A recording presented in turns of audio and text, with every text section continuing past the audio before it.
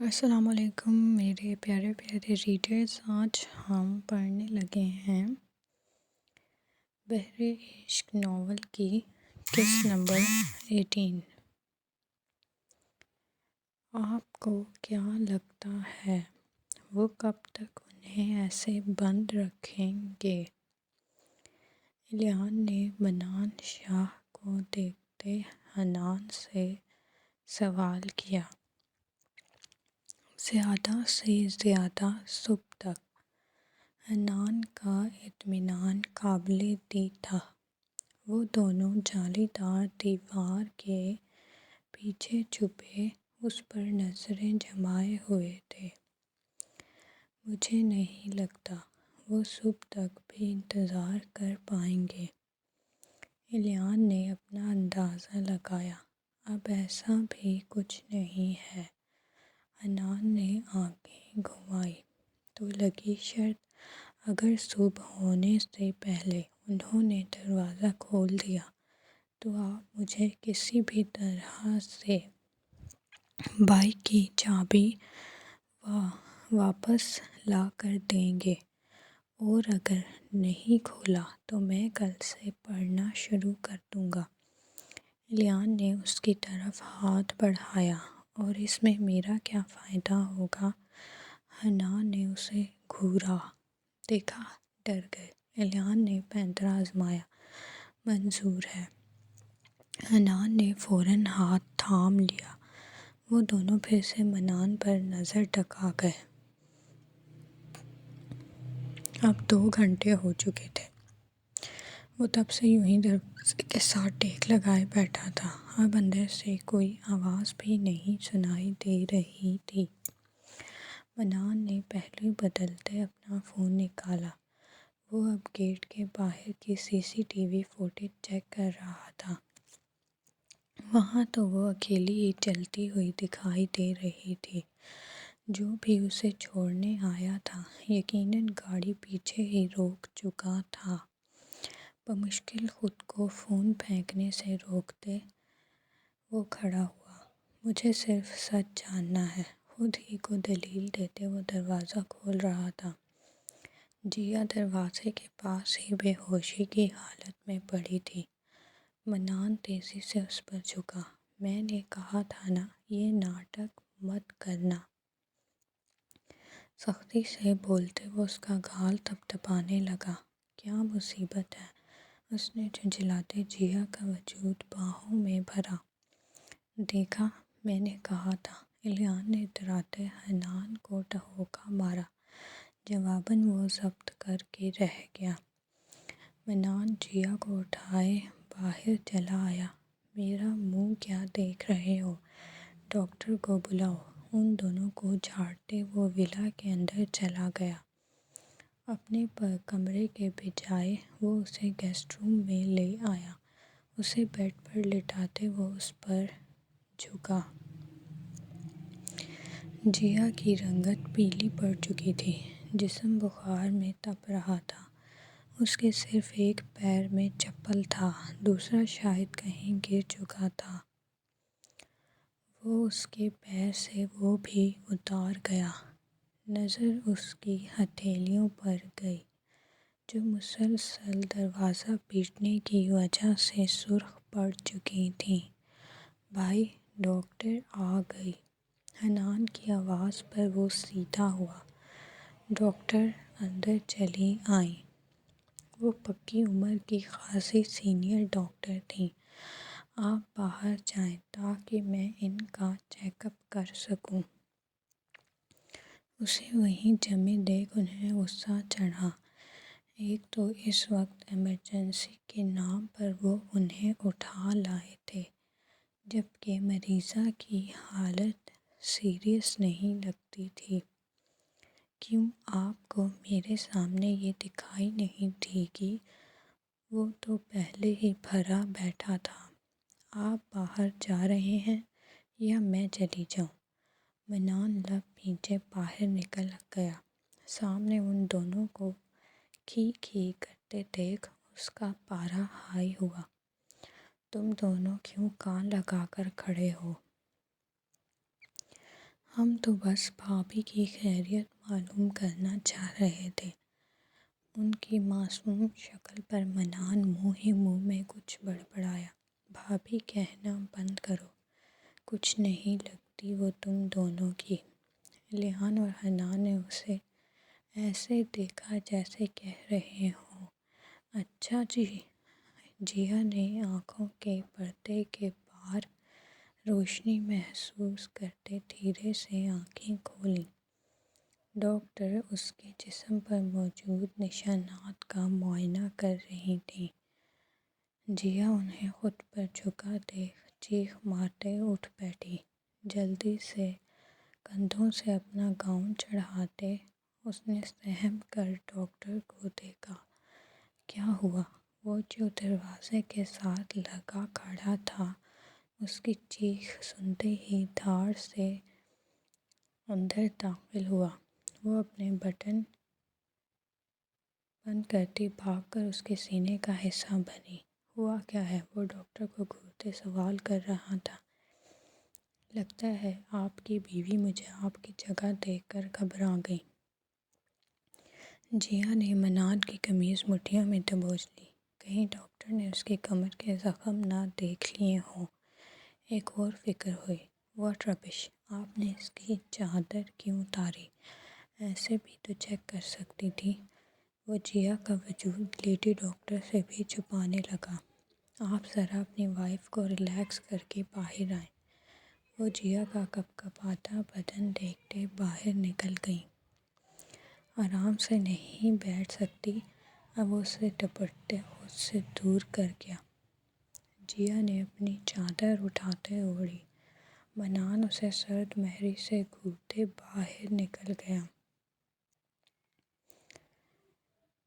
آپ کی بیوی نے آخری بار کھانا کب کھایا تھا معلوم ہے؟ یقیناً نہیں پتہ ہوگا۔ شادی تو کر لیتے ہیں لیکن ذمہ داری اٹھانے کا کچھ نہیں پتہ ہوتا۔ ڈاکٹر کی بات پر الیان اور حنان کی پھنسی پھنسی ہنسی نکلی۔ آپ کی وائف اتنی ویک ہیں، آپ کو ان کا خیال ہونا چاہیے، لیکن نہیں، بس ہر حال میں اپنی ضرورت پوری کرنی ہے۔ اس کا اسٹیمنا بھی تو چیک کریں۔ ڈاکٹر کی بات پر وہ بوکھلایا۔ حنان زور سے کھانسنے لگا، ایسے جیسے اس نے کچھ سنا ہی نہیں۔ منان بے شرمی سے ڈاکٹر کو دیکھتا رہا۔ اوپر سے اپنی بیوی پر ہاتھ اٹھانے میں بہادری سمجھتے ہیں۔ اب کی بار وہ ڈٹ گا۔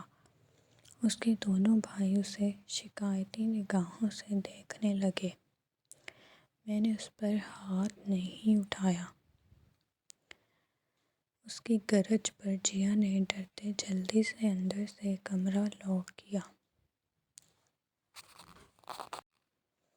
اب آپ مانیں گے تو نہیں، خیر میں ان کے بخار کے لیے دوائی لکھ کر دے رہی ہوں۔ اس کے علاوہ ان کے کھانے پینے کا خاص خیال رکھیں۔ منان نے ان کے ہاتھ سے پرچہ تقریباً کھینچی۔ چلیں میں آپ کو خود گھر چھوڑ کر آتا ہوں۔ حنان انہیں لیے باہر چلا گیا۔ بھائی آپ نے رخصتی کب کرائی؟ الیان خاصا حیران تھا۔ تم ابھی تک سوئے کیوں نہیں؟ جاؤ اپنے کمرے میں۔ وہ جواباً اسے جھاڑتے خود باہر نکل گیا۔ میڈم کی دوائیں جو لینی تھیں، اگر وہ لڑکی خود سے یہاں سے نکلنے کی کوشش کرے یا کوئی اسے لینے آئے، مجھ سے پوچھے بغیر اس کی ٹانگوں پر گولیاں چلا دینا۔ سختی سے گارڈ کو حکم دینا وہ نہیں بھولا تھا۔ ہمیں سچ میں ایسا کرنا ہے کیا؟ اس گارڈ نے اپنے ساتھی سے سوال کیا۔ اگر جان پیاری نہیں ہے تو کر دینا۔ منان شاہ کی آنکھوں میں چھپا عشق چھپائے نہیں چھپتا تھا۔ تیمور کی آج خوشی کا ٹھکانہ نہیں تھا۔ وہ اپنی گل کے ساتھ باہر جو گھومنے جانے والا تھا، وہ سکندر کے آگے کھڑا اس سے اپنا ہیئر سٹائل بنوا رہا تھا۔ جس میں سکندر نے اس کے بال درمیان میں جمع کرتے اسپائکس بنا دیے تھے۔ وہ مزید کیوٹ لگنے لگا۔ مجھے بھی پرفیوم لگائیں۔ سکندر کو صرف اپنے اوپر چھڑکتے دیکھ اس نے دہائی دی، لو بھائی تم رہ نہ جانا۔ اس نے گھورتے اس پر اسپرے کیا کہ تبھی وہ ڈریسنگ روم سے باہر نکلی، سادہ سے خدر کے سوٹ میں ملبوس۔ اس نے اپنی وہی کالی چادر اوڑھ رکھی تھی جس سے اس نے باقاعدہ نقاب بھی کر رکھا تھا۔ بابا ہم پہلے شاپنگ مال چلیں گے گل کے لیے کپڑے لینے۔ اس کی بات سنتے وہ شرمندہ سی ہوئی۔ سکندر نے اس بات میں سر ہلایا۔ اس چیز کا خیال تو اسے خود کرنا چاہیے تھا۔ گاڑی میں سوار ہوتے سکندر نے تیمور کو گھورا جو ہمیشہ اس کے ساتھ فرنٹ سیٹ پر بیٹھتا تھا اور اب پیچھے گل رانا کے ساتھ چپکا بیٹھا تھا۔ مال میں داخل ہوتے اس نے تیمور کو اپنی گود میں اٹھا لیا۔ دوسرے ہاتھ میں گل رانا کا ہاتھ تھامے وہ ایک برانڈڈ شاپ میں داخل ہوا۔ ایک امپلائی فوراً ان کی جانب متوجہ ہوئی۔ ویلکم سر، سکندر نے سر کے خم سے جواب دیا۔ ان کے سائز کے حساب سے آپ انہیں ڈریسز پسند کروا دیں۔ وہ گل رانا کو ان کے حوالے کرتا خود صوفے پر جا بیٹھا۔ میں پسند کرواؤں گا۔ تیمور اس کی گود سے اترتے بھاگا۔ سکندر نے اپنا فون کھولتے میلز چیک کی۔ جب تک ڈیڈ الیکشنز میں بزی رہنے والے تھے آفس کا سارا کام اسے ہی سنبھالنا تھا۔ آپ یہ ٹرائی کرو۔ تیمور نے اسے ایک فراک پکڑائی۔ نہیں میں سادہ سا کچھ پہن لوں گی۔ وہ ابھی غور و فکر کر ہی رہی تھی کہ اس کی نظر شیشے کے پار کھڑے وجاہت خان پر گئی۔ وہ غضبناک تیور لیے اسے ہی گھور رہا تھا۔ رانا کا رنگ نچڑ گیا۔ وہ ڈر کے مارے پلک تک نہ جھپک سکی۔ وہ اسے اتنی جلدی ڈھونڈ لے گا اندازہ نہیں تھا۔ گل ٹرائی تو کریں پلیز۔ تیمور نے اپنے گال پر دونوں مٹھیاں جماتے کیوٹ سا پوز بنایا مگر وہ دیکھ ہی کہاں رہی تھی۔ سکندر دور بیٹھے بھی اس کی توجہ کہیں اور محسوس کر گیا۔ گل، تیمور نے اس کا ہاتھ پکڑتے ہلایا۔ وہ سکتے سے باہر آئے۔ بس ایک نظر پھر سے وجاہت خان کو دیکھا جو اب وہاں نہیں تھا۔ میں کرتی ہوں۔ وہ فراک پکڑے جلدی سے چینجنگ روم میں بند ہوئی۔ تیمور اب اس کے لیے اور کپڑے دیکھ رہا تھا۔ 10 منٹ گزر چکے تھے مگر وہ ابھی تک باہر نہیں آئی تھی۔ سکندر کو نہ جانے کس بات پر شدید غصہ آ رہا تھا۔ وہ اٹھ کر وہیں آ کھڑا ہوا جہاں کچھ دیر پہلے وہ کھڑی تھی۔ کیا دیکھ رہی تھی وہ باہر؟ سوچتے وہ کچھ تلاش کرنے لگا لیکن وہاں کچھ خاص نہیں تھا۔ اب وہ چینجنگ روم کی جانب بڑھا۔ دروازہ کھولتے وہ اندر داخل ہوا۔ گل رانا جو دیوار کے آئینے کے سامنے کھڑی اپنی زپ بند کرنے کی کوشش کر رہی تھی اسے یوں دھڑلے سے اندر آتے دیکھ پھرتی سے شیشے کے ساتھ جا لگی۔ اتنی دیر کیوں لگ رہی ہے؟ وہ بغور اس کے ہوائیاں اڑے چہرے کو دیکھ رہا تھا۔ وہ وجاہت خان اس کے ذہن سے نکل چکا تھا۔ نظر آ رہا تھا تو بس وہی جو سامنے تھا۔ سکندر نے گہری نگاہیں اس کے سراپے پر مرکوز کی۔ وہ گھٹنوں سے نیچے تک آتا ویلویٹ کا سبز رنگ کا فراک پہنے ہوئے تھی۔ نیچے چوڑی پاجامہ تھا، ساتھ شال اس نے ابھی تک اوڑھی نہیں تھی۔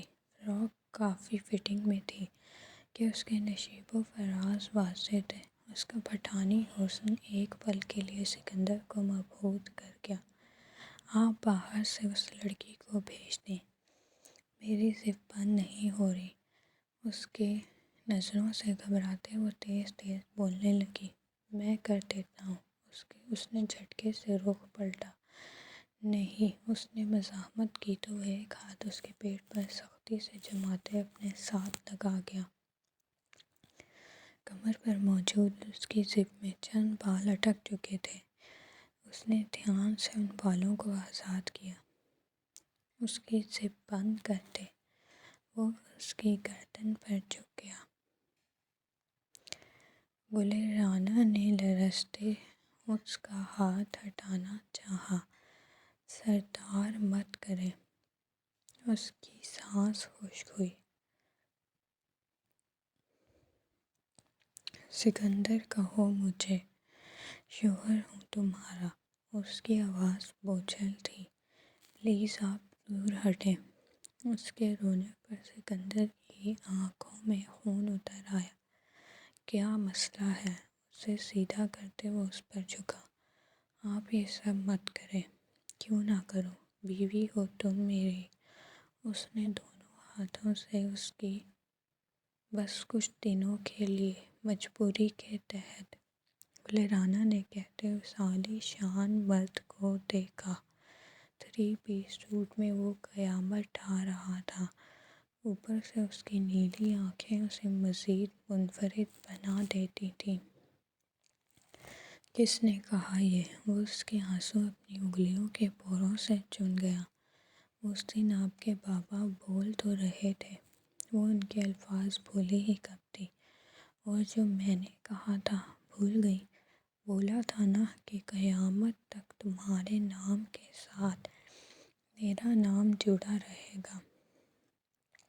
گل رانا نے اس کی آنکھوں میں جھانکا۔ سکندر نے جھکتے اس کے کندھے پر رکھے۔ وہ خود میں سمٹ سی گئی۔ یہ مت سمجھنا مجھے تم سے محبت ہو گئی ہے۔ میں بس بتا رہا ہوں کہ اب تمہاری جگہ اب صرف میرے پاس ہے۔ سرگوشی کرتے وہ اس کے کان کی دبا گیا۔ رانا کا دل اس کے لمس پر پاگلوں کی طرح دھڑکنے لگا۔ بابا گل تیمور دروازہ کھٹکھٹانے لگا۔ تم نے ڈور لاک کیوں نہیں کیا تھا؟ سکندر نے ناگواری سے پوچھا۔ وہ شاید بھول کر۔ وہ بیچاری تو وجاہت خان کی وجہ سے اتنا ڈر چکی تھی کہ دروازہ بند کرنے کا بھی خیال نہیں رہا تھا۔ سکندر سر جھٹکتے باہر نکل گیا۔ گل رانا باہر نکلی تو اس نے فراق کے اوپر وہی کالی چادر اوڑھ رکھی تھی۔ اس کے ساتھ کی شال کیوں نہیں لی میم آپ نے؟ اسی امپلائی نے سوال کیا جو انہیں کپڑے دکھا رہی تھی۔ نہیں، یہی ٹھیک ہے۔ سکندر نے اس چادر پر نگاہ ڈالی۔ وہ مردانہ چادر تھی۔ اچانک وہ غیر آرام دہ ہوا۔ بابا یہ سارے گل کے لیے میں نے پسند کیے ہیں۔ ایک ڈھیر تھا کپڑوں کا جو اس نے جمع کر لیا تھا۔ ٹھیک ہے، یہ سب پیک کر دو۔ گل رانا حیرانی سے ان سب کپڑوں کو دیکھ رہی تھی۔ کپڑوں کے بعد وہ جویلری شاپ پر آ گئے۔ سکندر اسے ہر ڈریس کے ساتھ میچنگ جویلری دلا رہا تھا۔ سلور بینگلز کا ایک سیٹ اٹھاتے اس نے خود گل رانا کی کلائی میں پہنایا۔ تیمور کلیپنگ کرتے خوشی سے کھل اٹھا، جبکہ وہ گلنار سی ہوتے نظریں جھکا گئی۔ کسی نے وہ منظر جلتی نگاہوں سے دیکھا۔ خان اب کیا کرنا ہے؟ وجاہت خان کے ساتھی نے اس سے پوچھا۔ اس کے بھائی کو آزاد کر دو۔ ہو نہ ہو اسی نے اسے بھگایا ہے اور وہ سب سے پہلے اپنی بہن کو تلاش کرے گا۔ اس کے ذریعے ہی میں اس چڑیا کا شکار کروں گا۔